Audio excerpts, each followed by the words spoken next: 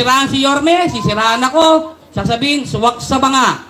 Teka, hindi na raw ako makakatakbo dahil disqualified na ako.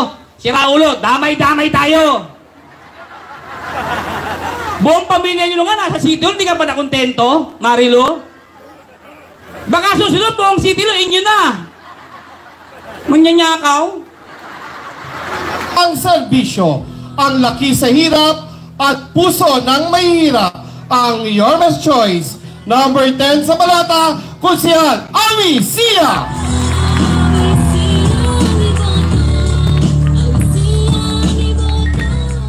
Maraming salamat po sa mga kamag-anak kong nagpuntahan dito. Kung wala kayo, baka wala akong palakpak. Pasensya na kayo, puro kamag-anak ko po ito. Una sa lahat, maraming salamat sa Diyos. At maraming salamat sa inyong lahat. Ang isang laki sa hirap na maglulupang kagaya ko, ginawa ninyong konsihal. Maraming salamat po. Wala nang intro to. Real talk na agad tayo.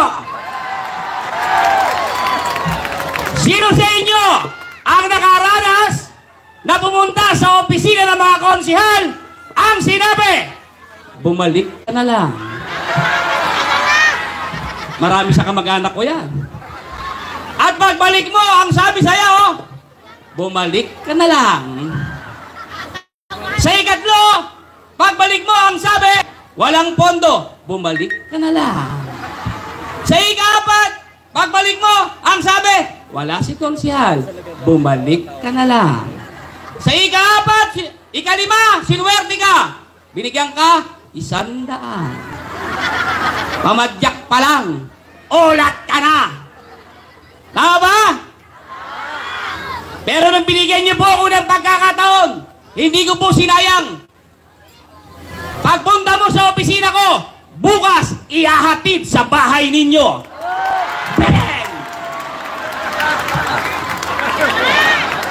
Pare-parehas lang tayong konsihal, di yung magawa yan. Palibasa, wala sa puso nyo yung pagtulong eh. Tama ba? Paulit-ulit na nga lang kayo dyan, di na nga kayo dito nakatira eh. Siksik kayo ng siksik sa distrito doon. Hindi naman kayo dito umuwi. Paano kayo lalapitan ng tao? Tama ba? Masira ulong to, takbo ng takbo. Tatakutin nyo pa kami mga taga-tondo.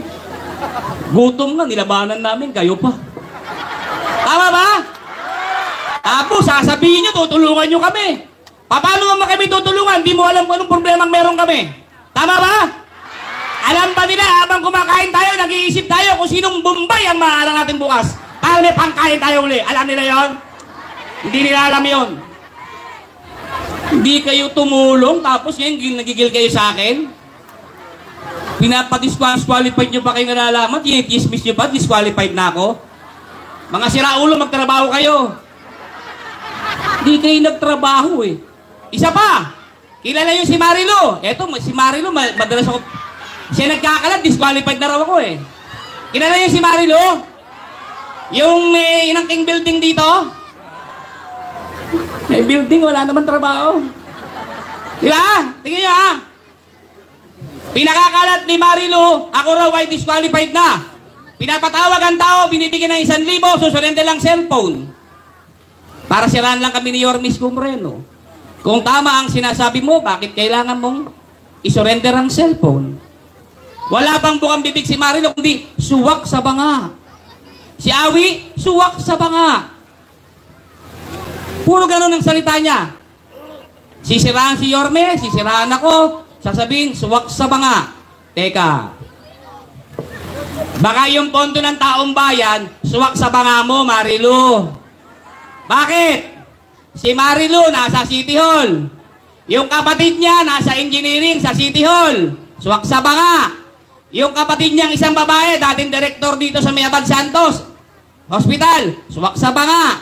Yung kapatid niyang isa, siya may kontrata ng mga uniforme ng buong empleyado ng City Hall. Suwak sa banga. Tapos meron siyang kapatid na bongjing na konsihal. O suwak sa banga rin.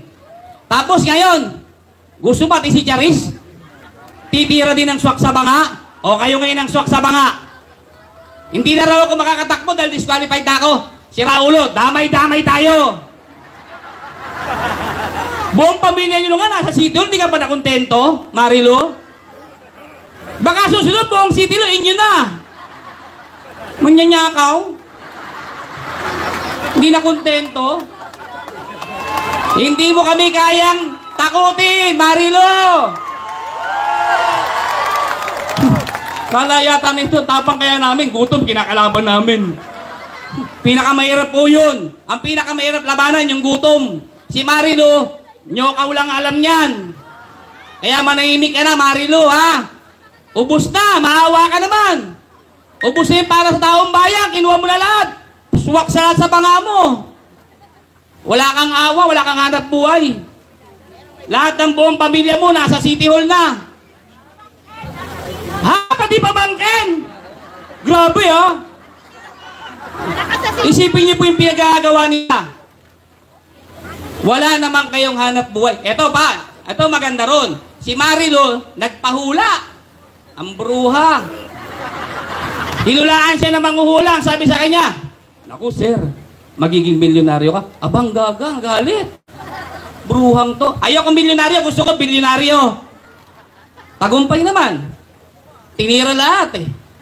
Buong, nakita yun sa Facebook, halos lahat ng budget na pera ng taong bayan, suwak sa banga na sa kanya. Tapos si Charis Pempenko, gusto pa yung patakbuhin. Isipin mo si Charis Pempenko, eh ayaw nyo nga mahawakan kayo, mga lekat kayo eh. Di ba? Ayaw mo mahawakan ka, tapos takbo ka ng takbo. Ano kailangan? Peperahin nyo na naman kami? Manahimik na kayo, tama na. Tandaan po ninyo, kami mga incumbent, pag binoto nyo kami, ang gagawin namin, kung ano yung ginawa namin noong nakaraang 3 taon. Kung tinaguan namin kayo, tataguan ulit namin kayo. Kung tumulong kami, tutulong kami ulit. Eh sila, pinabalik-balik kayo, pag binalik nyo ulit yan, gagawin yan, kung ano yung ginawa yung nakaraan. Babalik-balik kayo ulit, bibigyan kayo 100. Pinaka-the best, baguhin na natin. Ang daming choices. Alam nyo, kailangan natin baguhin ang Maynila at ang distrito. Sino magbabago nun? Kayo. Dahil kayo ang boboto, mamimili ng inyong mga leader. Kung sino yung pinili yung leader, yun din ang aabutan ng apo at anak ninyo. Kaya pinaka-the best, pumili kayo ng bago. Kahit ako, luma ako, huwag nyo na kaming iboto. Boto nyo bago. Damay-damay na to. Lulukuhin nila kayo, maniwala kayo sa akin. Huwag nyo ako iboboto, mas lalong huwag nyo silang iboboto. Damay-damay kami, sa kangkungan kaming lahat, mga luma. Pwede? Kayo lang ang gagawa niyan. Walang ibang makakapag-ayos ng ating distrito ng Maynila, kundi kayo rin. Tandaan ninyo, ang isang programa ay hindi mo kayang gawin nang hindi mo ginagamitan ng puso. Wala sila nun. Si Isko Moreno lang ang meron nun. Kaya nga nagawa yung senior citizen eh. Oh, kaya nagawa yung senior citizen. Bakit nagawa yung batas na yun? Dahil mahal ni Yorme ang mga matatanda. Maniwala kayo sa akin. Tinaasan kayo?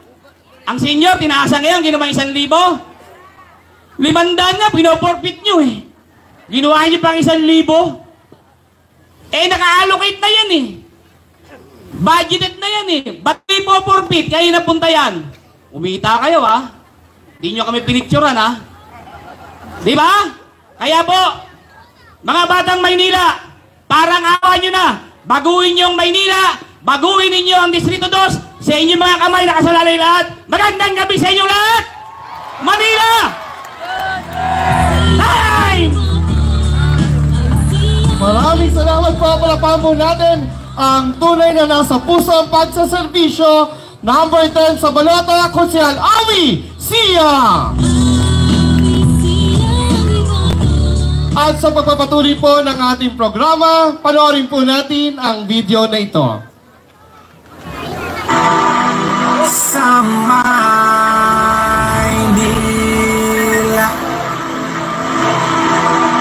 dito siya naglingkod bilang mambabatas dito sa Distrito 2. Congressman Carlo Lopez, unang nagsilbi bilang konsehal